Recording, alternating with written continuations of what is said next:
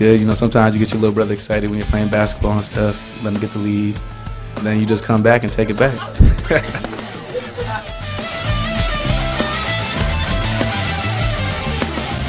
Welcome back, Better Rivals, Ted and Tom. Breaking down Michigan, Ohio State, and Michigan State Northwestern following 2 victories. Obviously, the one that everybody had their eyes on was Michigan-Ohio State, the greatest rivalry in all sports. And I think this game marked a couple of things. First of all, Brady Hoke, let me finish, Coach of the Year. Slam dunk. Last year, horrendous defense, 110th. Okay, and they've taken a 7-5 team. 7-6 team after getting slapped around by Vatech in the Gator Bowl. They're 10-2 right now. Probably going to at least whether they go to a BCS bowl game or not that doesn't matter. It's what they've accomplished this year. He's undoubtedly the leader in the clubhouse right now. Obviously, I don't agree. Coach of the Year, Mark D'Antoni in the last 2 years, 21-4, second 10-win season, second Big Ten. First time ever in your career at Michigan State. First time. I'm That's why you have no respect. Where the program was and where they are right now and what he's built for the future, you got to give him Coach of the Year in the Big Ten.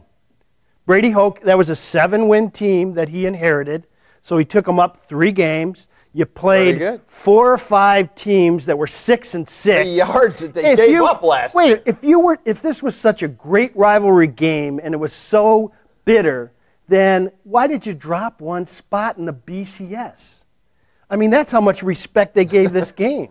You win the game and you drop 1 spot. Because it has to do with what other teams are doing in front of you. No, if it was such a great game, why'd you drop a spot? Whatever. We move up. You're going to be moving down after Wisconsin B-slaps you all over the park down in Indy next Saturday. Hey, Tom. I'm promising you that.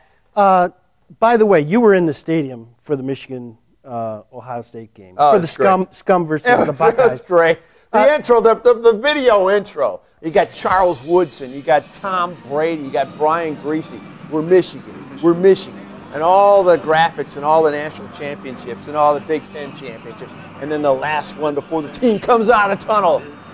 Brady Hoke says, we're Michigan, for God's sake. This is Michigan, for God's sake.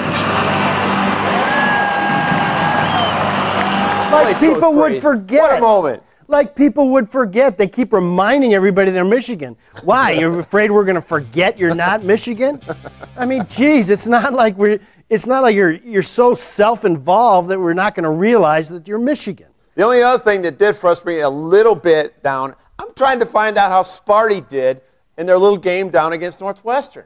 And my phone, I had not charged it so I couldn't get on the internet. I didn't have any juice left. And they were not announcing the Michigan State score. I guess Michigan does not acknowledge Michigan State anymore in terms of scores. Well, let me do you a favor and let me acknowledge and remind you as you're sitting there 10-2 in the clubhouse, not going anywhere, what happened in October. 250 yards total offense against Michigan State. Your Heisman Trophy candidate quarterback, Denard Robinson, was 18 rushes for 42 yards, stellar passing, 9 for 24.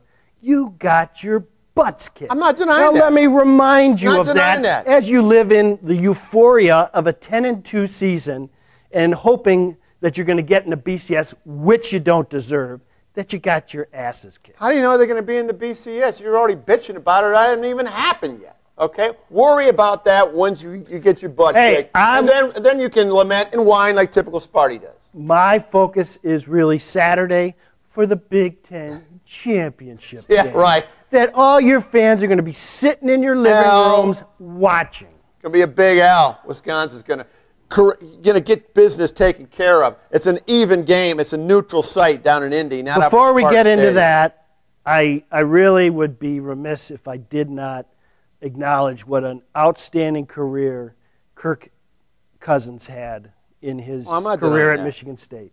All-time leader in touchdown passes, surpasses Jeff Smoker. Most 200-yard games as a passer, surpassing Jeff Smoker.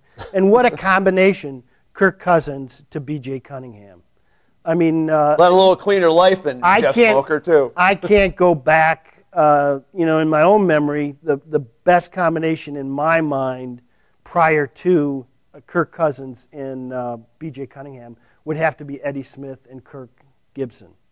Without question, they had Bramer and Eugene Bird on that team as well. There was, Kirk Cousins is. I've said this before. He's a hard guy for me not to like, and I'm glad he's gone. He's gone next year. You got Maxwell from Midland as your quarterback. B.J. Cunningham, an Elite 11 quarterback.